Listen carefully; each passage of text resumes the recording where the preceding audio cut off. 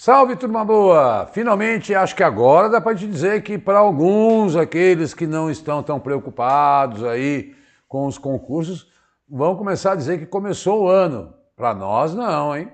Para nós já começou há muito tempo e tem novidade. Fica até o final para você aproveitar a promoção, né? Porque só quem vai ficar até o final vai saber da promoção. Vou dar um spoiler.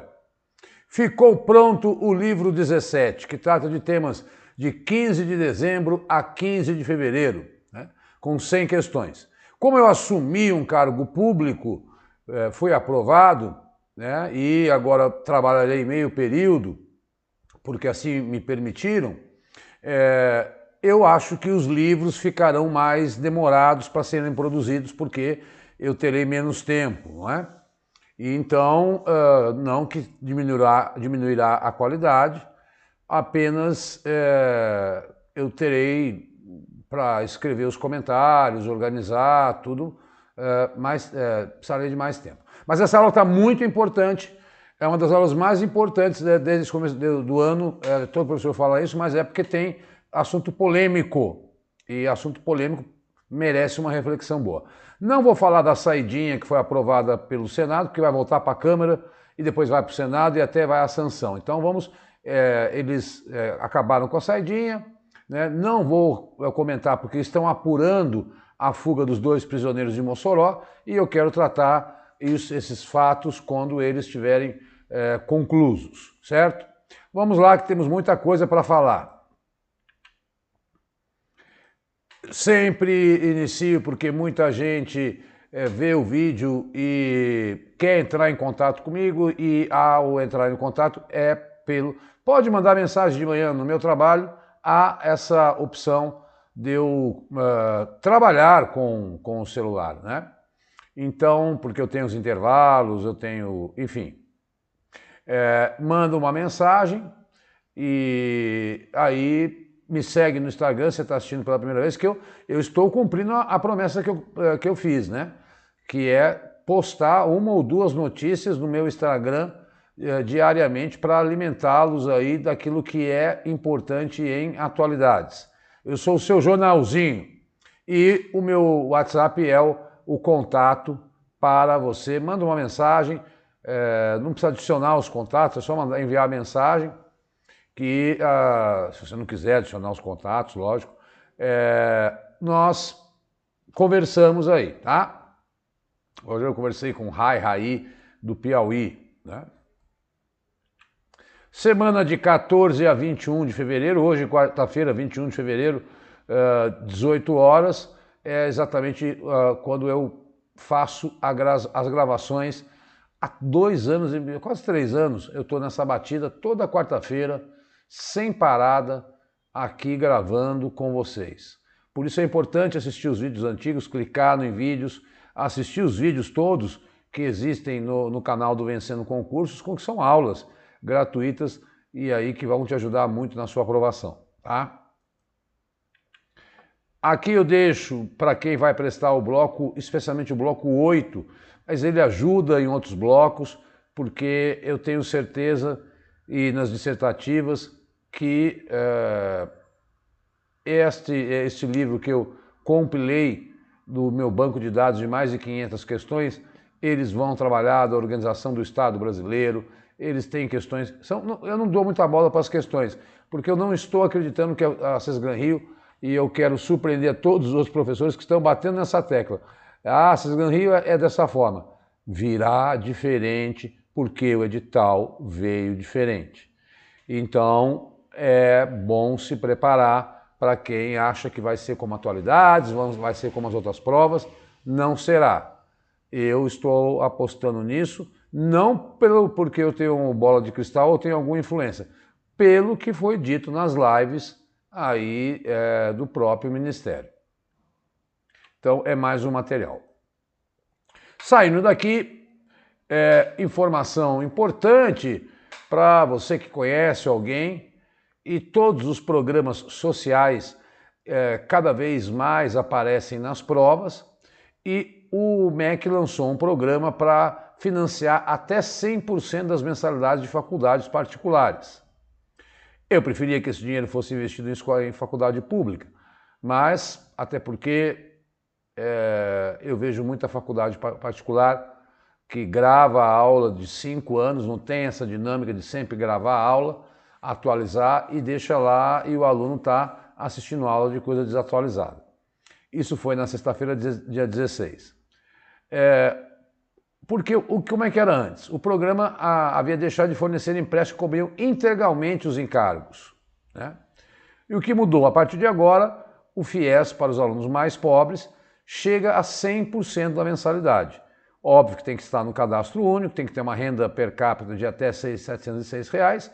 No caso da medicina, o limite semestral que o FIES vai financiar é de 60 mil. Ou seja, cursos de medicina que custam acima de mensalidade de R$ 10 mil, e está cheio de cursos de medicina com acima de R$ 10 mil nas universidades particulares, não serão financiados, né? Porque aí é só o super rico que pode pagar.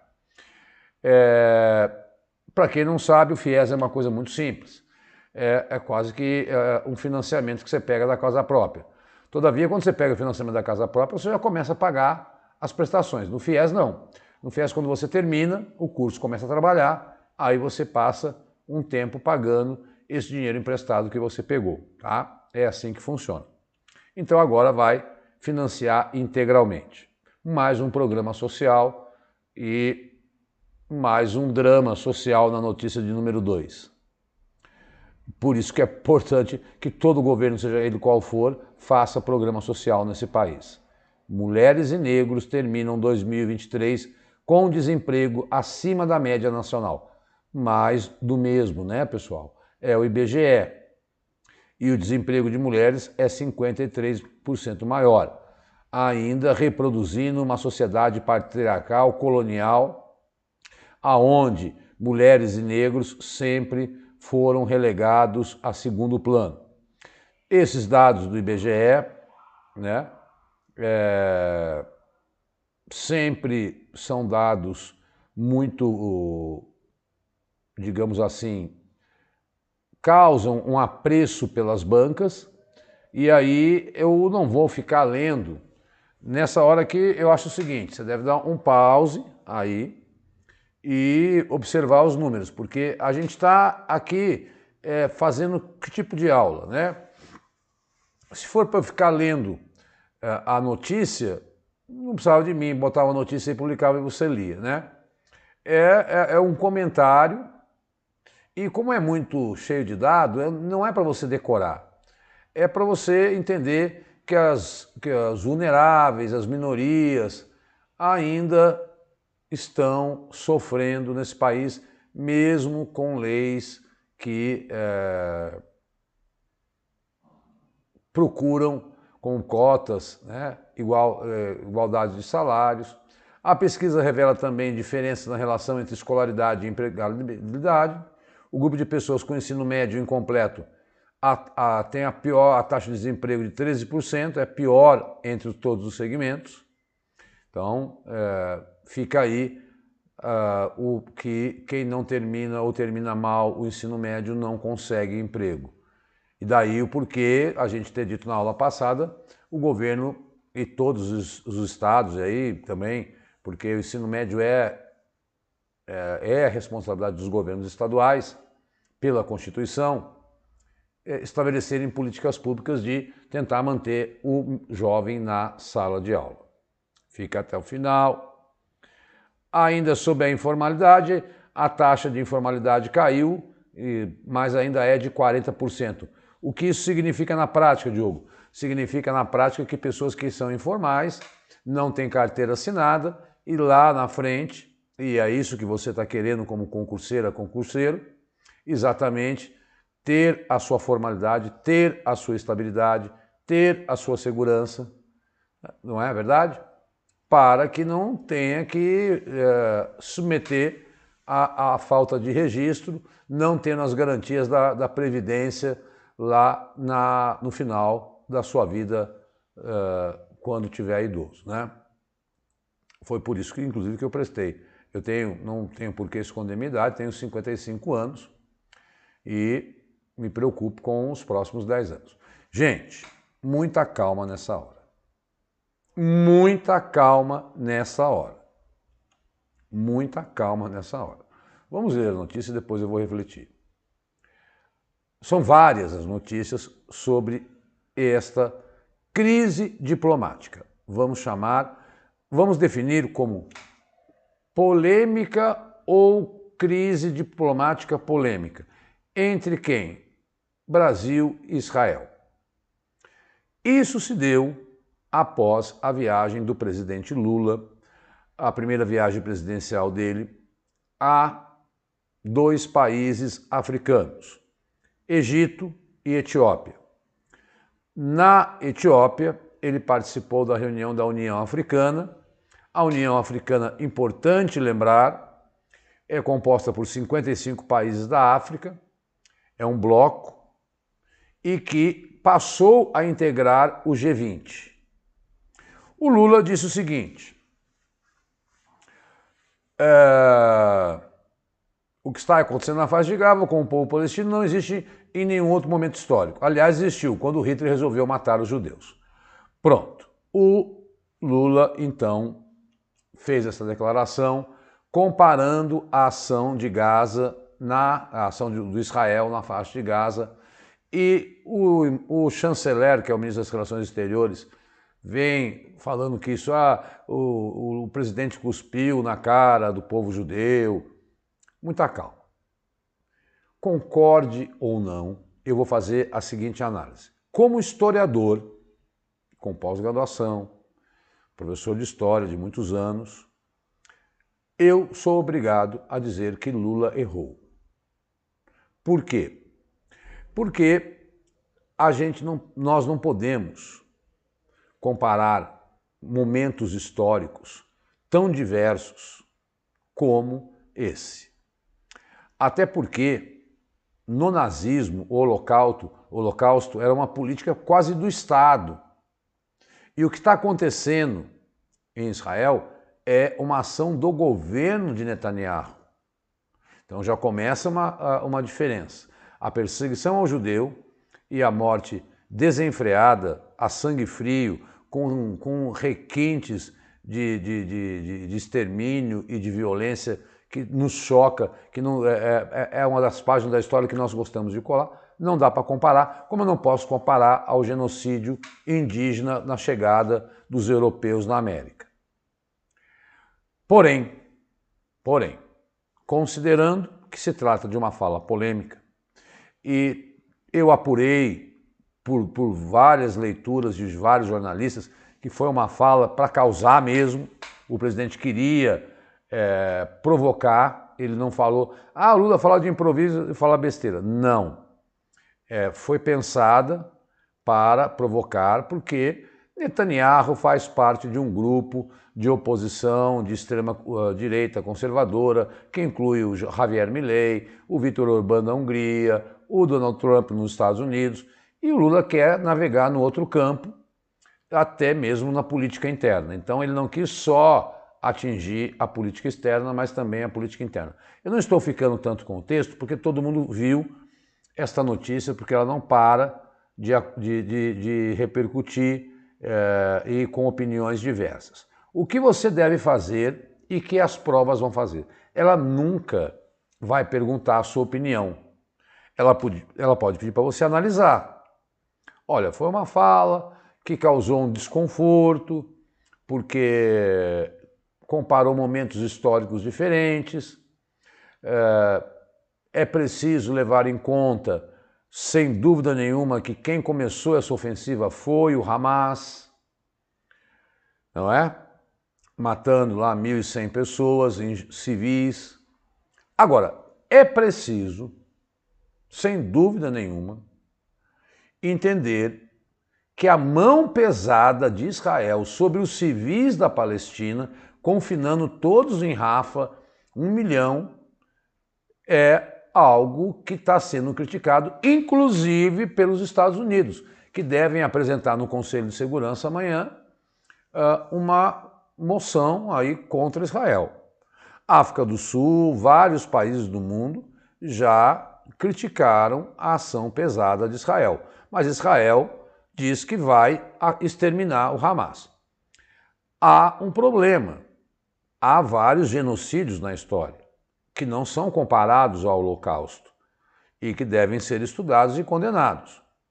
Se caso as cortes internacionais entenderem, em julgamento do Estado de Israel, que houve genocídio do povo palestino, é preciso acabar essa guerra para a gente poder fazer uma avaliação, dado que jornalistas não conseguem entrar lá porque nunca morreram tantos jornalistas assim. Então, jamais eles devem perguntar sobre o ponto de vista histórico. Deve vir uma pergunta, se aparecer, o Brasil entrou numa polêmica com um país sobre a questão do Holocausto. Qual foi o país? Aí você vai cravar a alternativa a Israel. Porque foi um fato que repercutiu muito na mídia e vai ter muito o que falar. Eu devo voltar aqui, né, a abordar isso. Agora, nada nas relações diplomáticas internacionais, quando você tem grupos bem nítidos de conservadores no mundo e de democratas de esquerda, não importa qual lado você esteja, porque eu procuro aqui ensiná-los e treiná-los a se comportarem como isentos numa redação, apresentando os dois lados, né? Dizendo, olha, é uma fala desastrosa, mas por outro lado, Israel tem exagerado quando impede a ação humanitária a civis. Todavia, o Hamas é um grupo extremista que também mantém reféns. É preciso ponderar. Não é um maniqueísmo.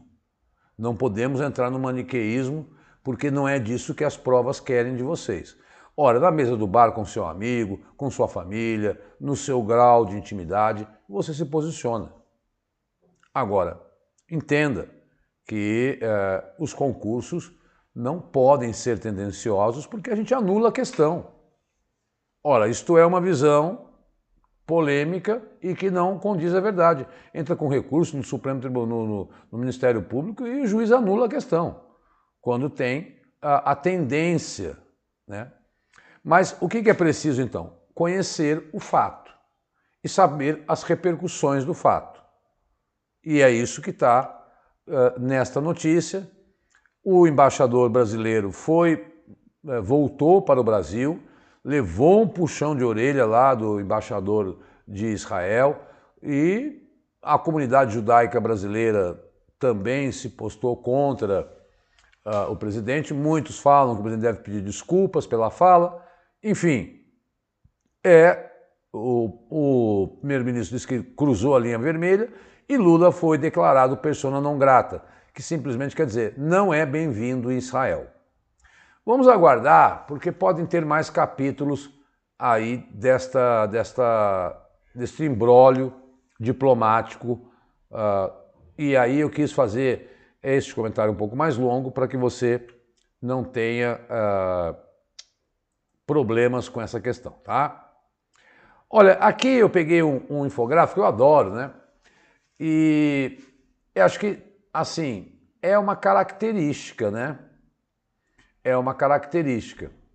Que característica? Aí eu não quero saber se você concorda ou não. Mas os liberais, quando governam, eles tendem a não investir tanto em funcionalismo público. Assim, se é bom, se é ruim, pode ser ruim se for feito sem dinheiro, contratando só para ter gente aí a trabalhar. Veja, quando em 2007 eu estava entrando no mundo dos concursos, como o Lula subiu em 30% o número de gastos com o funcionalismo.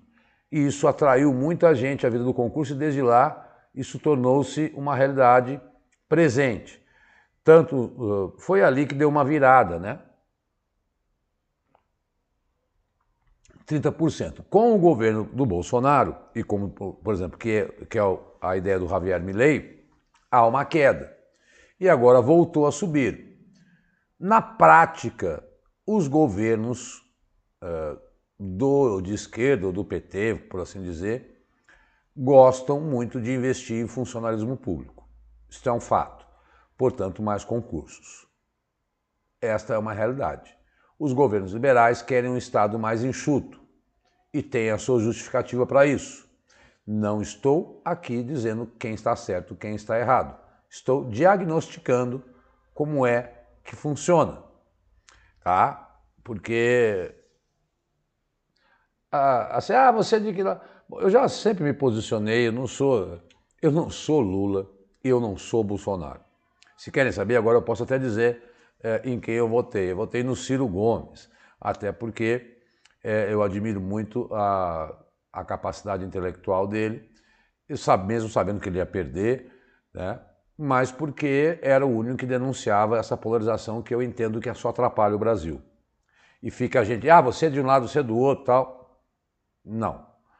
Eu me configuro aí como alguém que quer, preza pela honestidade, de dois lados, né? Entendo o projeto liberal, acho que ele tem os seus méritos, entendo o projeto de esquerda, acho que tem os seus... Mas ambos, ao meu ver, se retroalimentam e acabam criando, como eu posso dizer, se juntam a um grupo político no Congresso Nacional que só atrapalha o país, que são aqueles deputados que todos nós sabemos e que nós mesmos também colocamos lá. Temos que assumir essa responsabilidade. Bom, você sabe que as coisas são malucas. Vou contar um segredinho.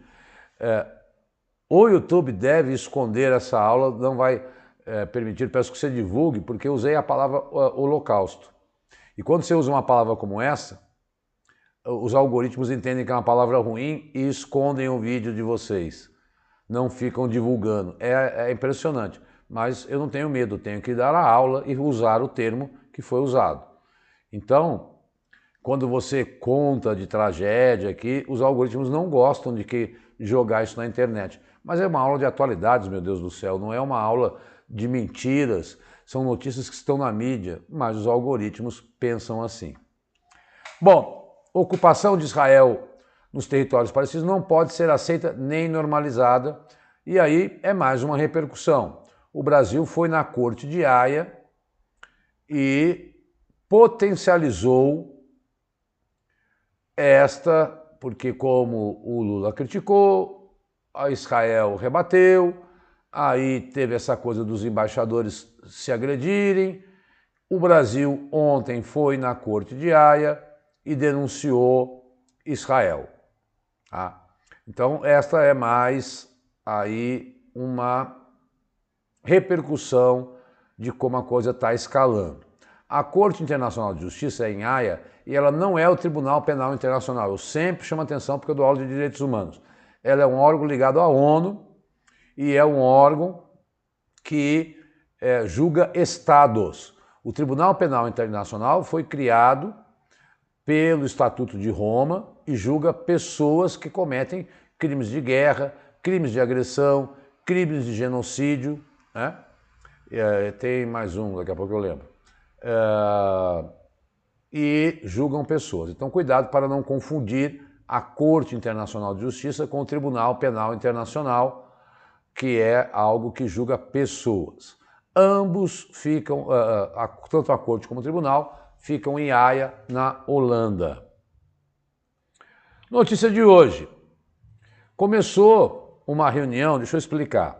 O Brasil, pela primeira vez, vai sediar a reunião do G20, que ocorrerá em novembro no Rio de Janeiro. Quarta e quinta, 21 e 22 de fevereiro, os ministros das Relações Exteriores estão no Rio de Janeiro. Antony Blinken, dos Estados Unidos, Sergei Lavrov, da Rússia, conversando sobre como será a reunião em novembro. Óbvio que já... Ou seja, toda vez que você vai fazer uma reunião, você não faz uma pauta da reunião? E o Brasil é que vai fazer a pauta dessa reunião. E então ele conversou, estão conversando agora em fevereiro, veja como é uma preparação, né, para o evento que acontecerá em novembro. E já se fala até com a presença de chefes de Estado das 20 maiores economias do mundo, se fala em construir feriado no Rio de Janeiro.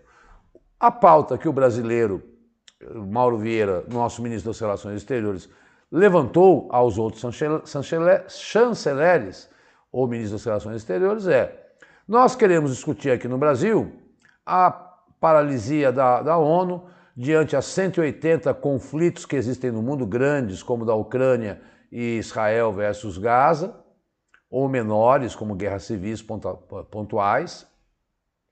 E ele disse, olha, nossas posições sobre os casos, ora em discussão, a questão da Ucrânia, da Palestina, são bem conhecidas.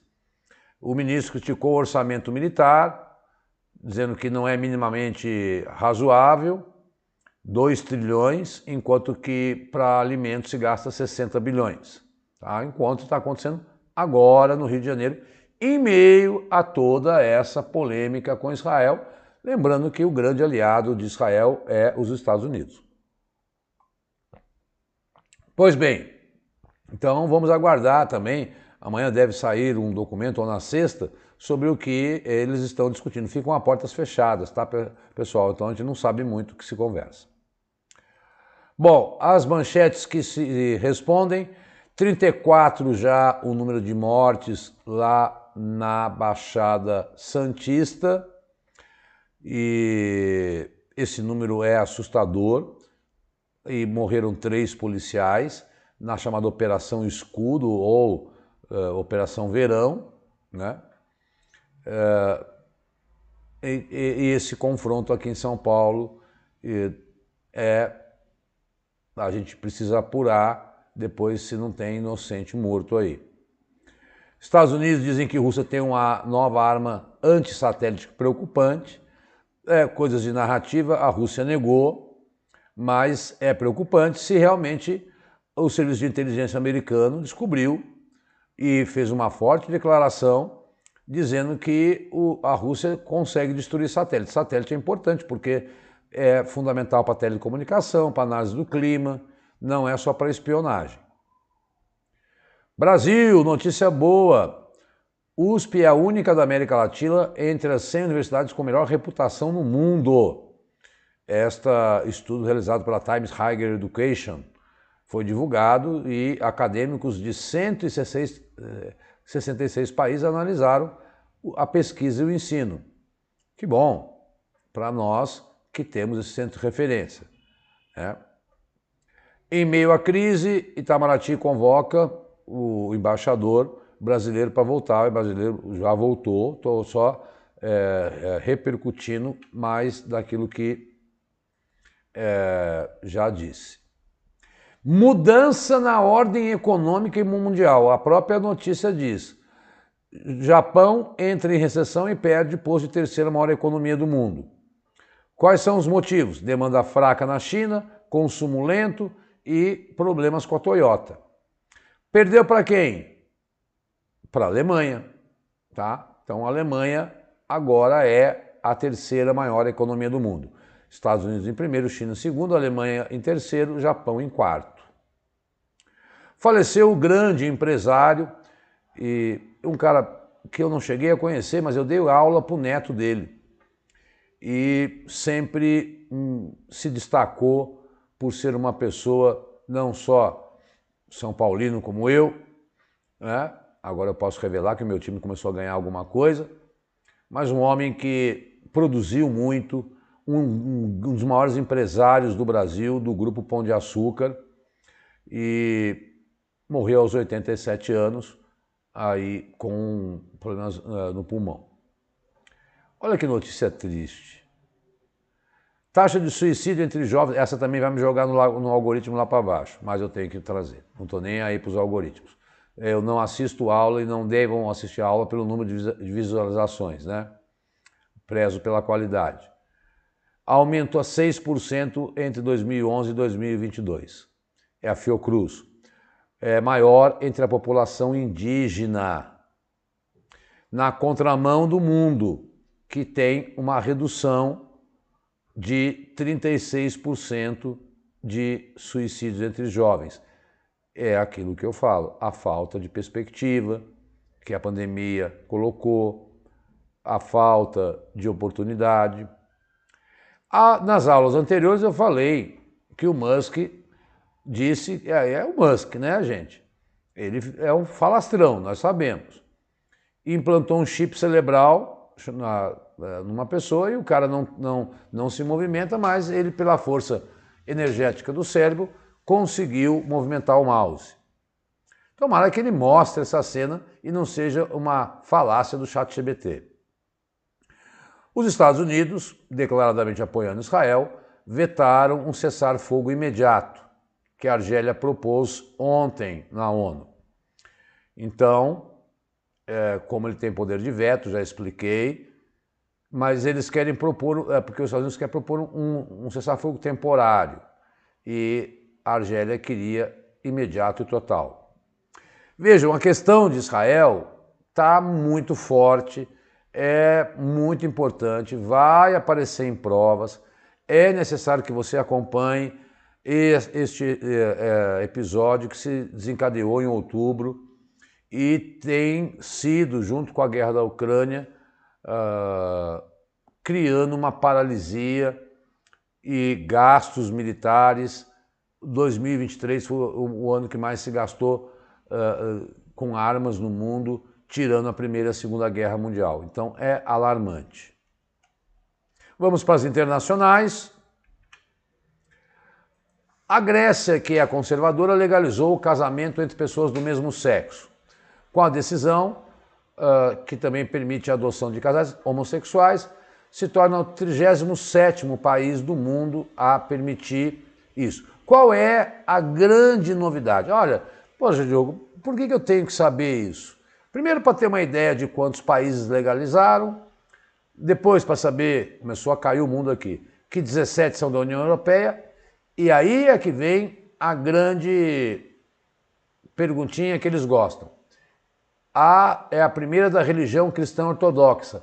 A religião cristã ortodoxa, ela é predominante na Rússia, no Líbano, na Grécia, na parte mais oriental, em alguns países dos Balcãs, e ela tende a ser a mais radical, mas o parlamento aprovou isso. Então, qual é a novidade? Não é a novidade de aprovar e legalizar o casamento, mas sim o fato de ser o primeiro nesta religião. São essas as polêmicas. Olha, o segundo tema da aula de hoje.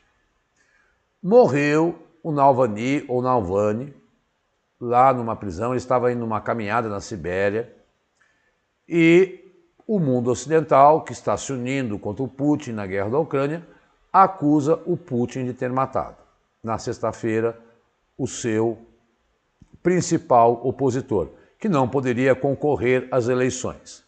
Mas o que acontece muito e é importante se observar são coincidências que nós não podemos provar, porque essa notícia nem rodou dentro da Rússia, para você ter uma ideia. Mas como na Venezuela, da qual é muito condenável o Brasil não criticar a situação da Venezuela, né? Prende seus opositores e não deixa concorrer às eleições. Pessoas que são críticas do governo chineses também desaparecem misteriosamente. Inimigos de Putin morrem. Lembram no final do ano passado, aquele chefe do grupo Wagner que invadiu a Rússia, o avião dele caiu e até agora ninguém explicou, dizendo que foi erro humano. O corpo do Navalny não é entregue à família para que faça o seu enterro. Há uma alegação de que ele foi envenenado. Então, olha aí, isso são teorias, eu não posso afirmar. E que o governo russo estaria segurando o corpo até que o veneno desapareça para dizer que ele morreu de causas naturais. Ninguém vai perguntar isso, só estou colocando como curiosidade, porque li isso em várias manchetes aí de jornalistas internacionais. Não tem nada oficial. O oficial é que o Putin disse que não tem nada a ver com a morte do seu principal opositor, Mas é muito interessante como os regimes autocráticos têm essa característica de desaparecerem com seus opositores. Tá?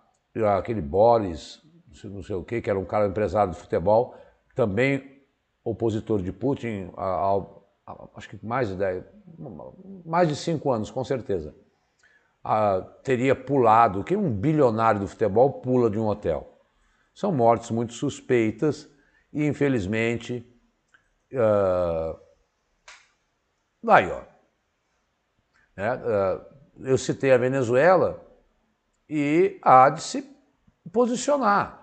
Ela suspendeu atividades do comissário de Direitos Humanos e expulsou o escritório do Alto Comissário dos Direitos Humanos da ONU do país.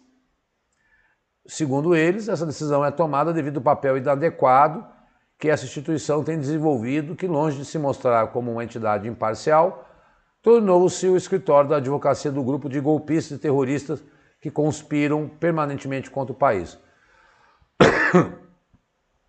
Eu duvido um pouco, como também sempre questionei, e até nisso foi muito ruim, porque o Lula também criticou isso aí, quando esse grupo que cuidava de ajuda humanitária na ONU, tinham lá pessoas do Hamas infiltradas, e aí fecharam. E agora, a Venezuela, que tem eleição em breve, e esse escritório estava lá para averiguar se a eleição ocorreria da forma na sua lisura, no espírito democrático.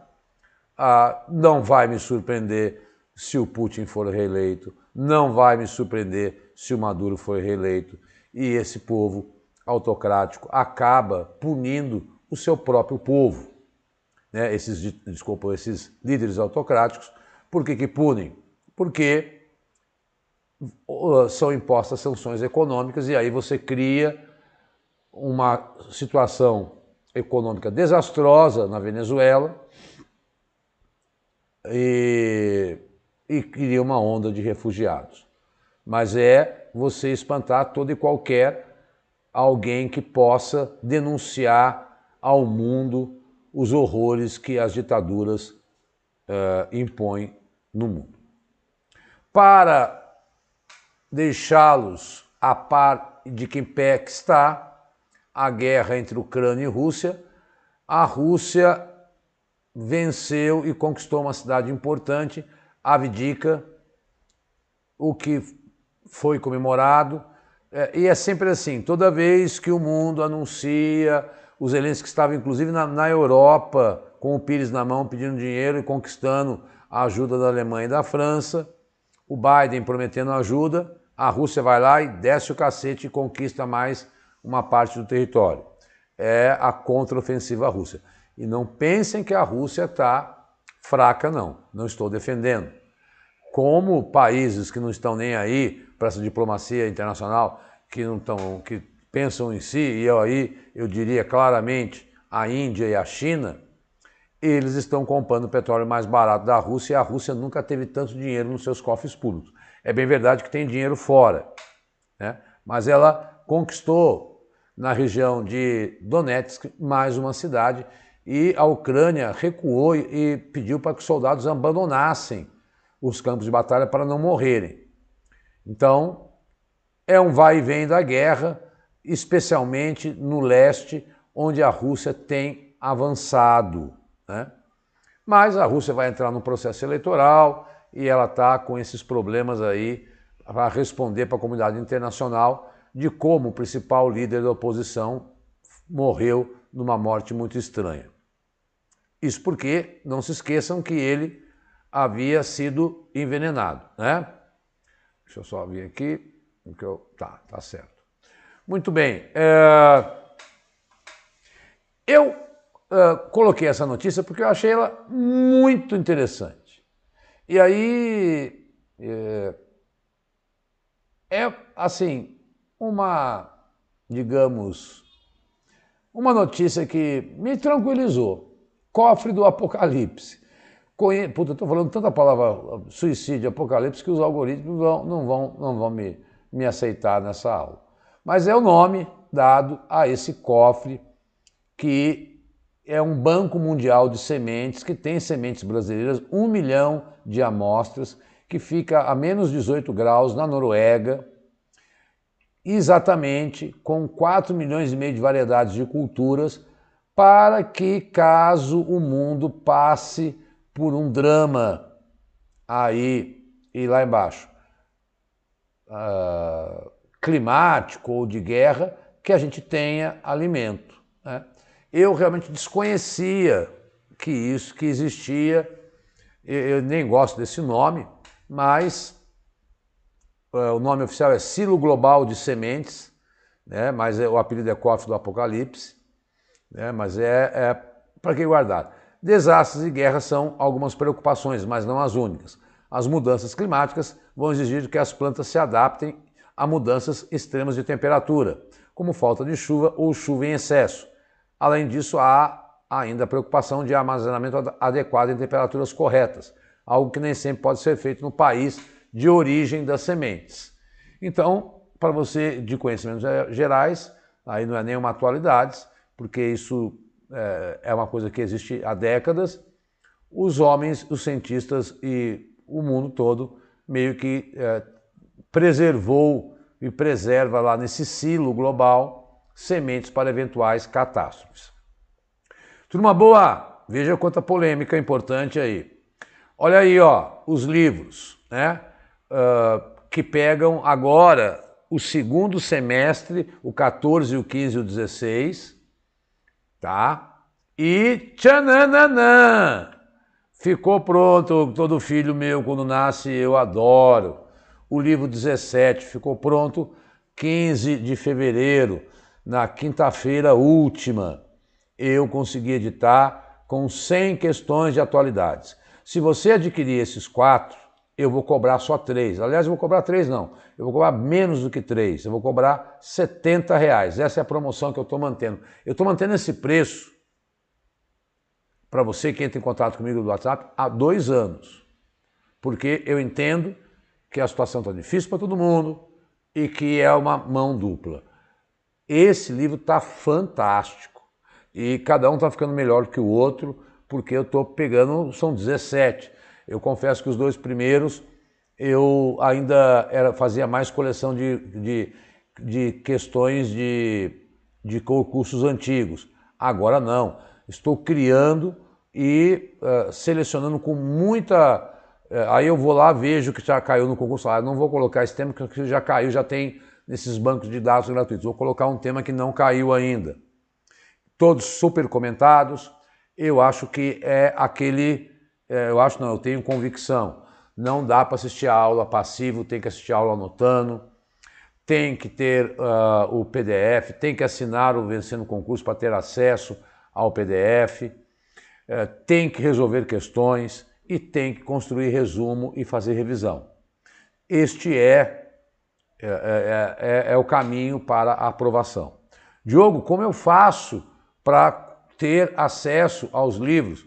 É muito simples, é só mandar uma mensagem para o meu WhatsApp, porque eu mando em PDF, para ficar mais barato, porque eu fiz todo o levantamento, para poder encapar, imprimir, colocar no correio e te enviar. Sabe quanto fica para imprimir cada página num livro que tem mais de 100 páginas? É R$1. Ia ficar mais de 100, ia ficar inviável. E então, eu encontrei essa solução, dado que não existe. São verdadeiras apostilas. E puxa, como eu entendo que isso é importante, porque eu sei, toda vez que assim, as pessoas falam para mim, há 2 anos, estava no seu livro. Eu gabaritei atualidades. E aí, isso óbvio quem compra, né? Porque não pode repassar. Mandou uma mensagem para mim, aproveita esse desconto, poxa, uma Heineken. E esses são os endereços para quem não conhece, está assistindo somente essa aula, entra no canal do YouTube do Vencendo Concurso. Você vai ver que é o curso que mais cresce, é o curso com...